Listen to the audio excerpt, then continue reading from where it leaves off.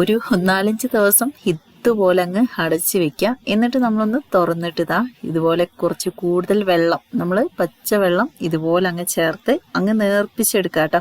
ഇപ്പോൾ ഇത് ഞാൻ നന്നായിട്ട് വെള്ളം ചേർത്ത് നേർപ്പിച്ചെടുത്തിട്ടുണ്ട്.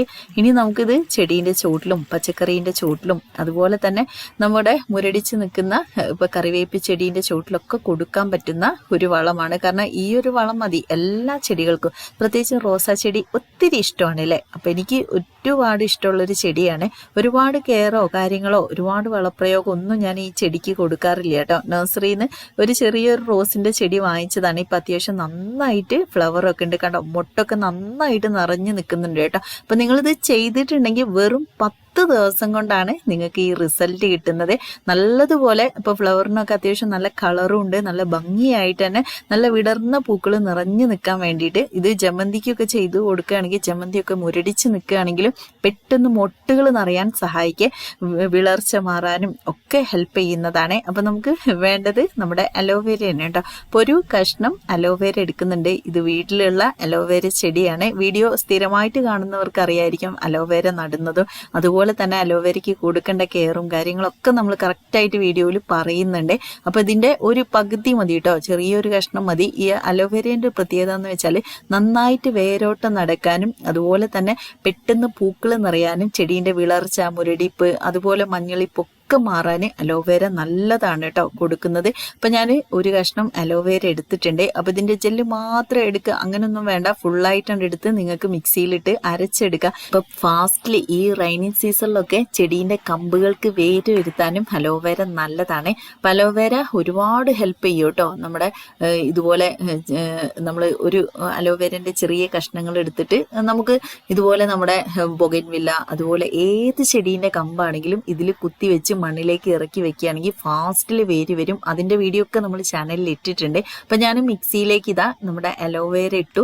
അതുപോലെ തന്നെ നമ്മുടെ കടുക് ഞാൻ പറയാറുണ്ട്, കടലപ്പിണ്ണാക്കിൻ്റെ ഇപ്പോൾ കടലപ്പിണ്ണാക്കൊക്കെ നമ്മൾ പുളിപ്പിച്ച ചെടികൾക്ക് കൊടുക്കാറുണ്ട് അല്ലേ. അപ്പം അതിലും കൂടുതൽ റിസൾട്ടാണ് കേട്ടോ കടുകിന് കിട്ടുന്നത്. അപ്പം കടുക് ഒത്തിരി നല്ലതാണ്. ഒരു 10 ദിവസത്തിനുള്ളിൽ തളിർപ്പ് വന്ന് പൂക്കൾ നിറയാൻ സഹായിക്കുന്ന ഒന്നാണ് കടുകും അലോവേരയും. അപ്പം അത് രണ്ടും കൂടി കൂട്ടി ഞാനിതാ നന്നായിട്ട് ഇപ്പോൾ വെള്ളം കുറച്ച് ഒഴിക്കുക. അപ്പം അലോവേര ആയതുകൊണ്ട് വെള്ളം ഒഴിക്കണം എന്നില്ല, എന്നാലും ഇച്ചിരി വെള്ളം ഒഴിച്ചിട്ടൊന്ന് അരച്ചെടുക്കണേ. അപ്പം ഞാനിതാ ഇതുപോലെ ഒന്ന് അരച്ചെടുത്തു. അപ്പം ചെറിയ തണ്ട് അരയാത്തതുണ്ട്, അതങ്ങ് മാറ്റി കളയാട്ടോ. പിന്നെ മറക്കണ്ട, ആദ്യമായിട്ട് വീഡിയോ കാണുന്നവരൊക്കെ ഉണ്ടെങ്കിൽ നമ്മുടെ ചാനൽ ഒന്ന് സബ്സ്ക്രൈബ് ചെയ്ത് സപ്പോർട്ട് ചെയ്യാനും ഫേസ്ബുക്ക് പേജിൽ ഞാൻ വീഡിയോ ഇടുന്നുണ്ട്, അതിലാണ് വീഡിയോ കാണുന്നെങ്കിൽ പേജ് ഒന്ന് ഫോളോ ചെയ്യാനും ലൈക്ക് ചെയ്യാനും ഷെയർ ചെയ്ത് കൊടുക്കാനും മറക്കരുത് കേട്ടോ.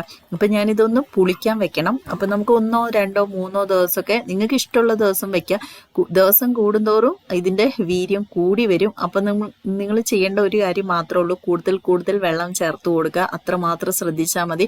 നന്നായിട്ട് പുളിച്ചിട്ടുണ്ടെങ്കിൽ അതിന്ന് ഒരു കപ്പ് എടുത്തിട്ട് ഒരു 4 കപ്പ് വെള്ളം ചേർത്തിട്ട് വേണം ചെടീൻ്റെ ചോട്ടിൽ കൊടുക്കാനായിട്ടോ. അപ്പം ഞാനിതിലേക്ക് വെള്ളം ചേർത്തൊന്ന് നേർപ്പിച്ചെടുക്കുന്നുണ്ട്. കടുകിൻ്റെ ആ ഒരു സ്മെല്ലൊക്കെ ഉണ്ട് കേട്ടോ. ഇത് വേണമെങ്കിൽ നിങ്ങൾക്ക് ഒന്ന് അരിപ്പയിലിട്ടിട്ട് അരിച്ചെടുക്കാം. ഞാനിത് ഇതുപോലെ ചെടീൻ്റെ ചോട്ടിൽ അങ്ങ് കൊടുക്കുകയാണ് ചെയ്യുന്നത്. ഇത് വലിയ മട്ടും വലിയ വേസ്റ്റ് ഒന്നുമില്ല. അപ്പോൾ ഏറ്റവും അടിയിൽ കടുകിൻ്റെ കുറച്ച് വേസ്റ്റ് ഉണ്ട്, അത് ഞാൻ അങ്ങ് മാറ്റി കളയുന്നുണ്ട്. പിന്നെ നമ്മുടെ അലോവേരേൻ്റെ ആ ഒരു ഇല ഇട്ട് നമ്മൾ അരച്ചതുകൊണ്ടുള്ള പ്രശ്നമാണ്, അതൊക്കെ ഒന്ന് മാറ്റാം കേട്ടോ. വേണമെങ്കിൽ ജസ്റ്റ് ഒന്ന് മാറ്റാം, വേണമെങ്കിൽ നിങ്ങൾക്ക് അരിപ്പേനോട് അരിച്ചെടുക്കും ചെയ്യാം. അപ്പോൾ നമ്മൾ അതൊക്കെ ഒന്ന് അരിച്ച് മാറ്റിയിട്ട് നമ്മുടെ ചെടീൻ്റെ ചോട്ടിലൊന്ന് കൊടുക്കുക. അപ്പോൾ നമ്മുടെ റോസാ ചെടീൻ്റെ ചോടിതാ ഇതുപോലെ അങ്ങ് കുത്തി അങ്ങ് ഇളക്കി കൊടുക്കുക കേട്ടോ നന്നായിട്ട്. അപ്പോൾ വേര് പൊട്ടാതെ വേണം ചെയ്ത് കൊടുക്കാൻ. ഇത് നമ്മൾ ചട്ടിയിൽ നട്ടിട്ടുള്ള റോസാണ്. നഴ്സറിയിൽ നിന്ന് ഞാൻ ഒരു കഴിഞ്ഞ വർഷം വാങ്ങിച്ച റോസാണ് കേട്ടോ. ഇപ്പം നന്നായിട്ട് പൂക്കൾ നിൽക്കുന്നുണ്ട്. കാണുമ്പോൾ തന്നെ ഒരു ഭയങ്കര സന്തോഷമാണ്. കാരണം ഓരോ ദിവസം ഇതിൽ മൊട്ടുകൾ ഇങ്ങനെ നിറഞ്ഞ് വരുന്നുണ്ട്. അപ്പോൾ ഞാനിതാ ഇതിൻ്റെ ചോടിൽ ഇതുപോലെ അങ്ങ് ഒഴിച്ചു കൊടുക്കാൻ കേട്ടോ. അപ്പോൾ കുറച്ചങ്ങ് ഒഴിച്ചു കൊടുത്തിട്ട് നമ്മളിതാ ഇത്ര മാത്രം ചെയ്താൽ മതി. ഇത് നിങ്ങൾക്ക് 10, 15 ദിവസം കൂടുമ്പോൾ കൊടുക്കുകയാണെങ്കിൽ നല്ലതായിരിക്കും. പൂക്കളൊക്കെ നന്നായിട്ട് നിൽക്കും ചെയ്യും. അതുപോലെ തന്നെ നമ്മുടെ ചെടിക്ക് മുരടിപ്പൊന്നും വരില്ല. കാരണം അത്രയും നല്ലൊരു വളമാണ് നമ്മുടെ അലോവേര. കറിവേപ്പ് ചെടിക്കും കൊടുത്തോളൂ കേട്ടോ. കറിവേപ്പിൻ്റെ ഇലകളൊക്കെ കട്ട് ചെയ്യുക. അതുപോലെ തന്നെ റോസ് ഇതുപോലെ പൂക്കളൊക്കെ ഉണ്ടായി അതൊന്ന് ഉണങ്ങി വരൂല്ലേ ഫ്ലവറൊക്കെ.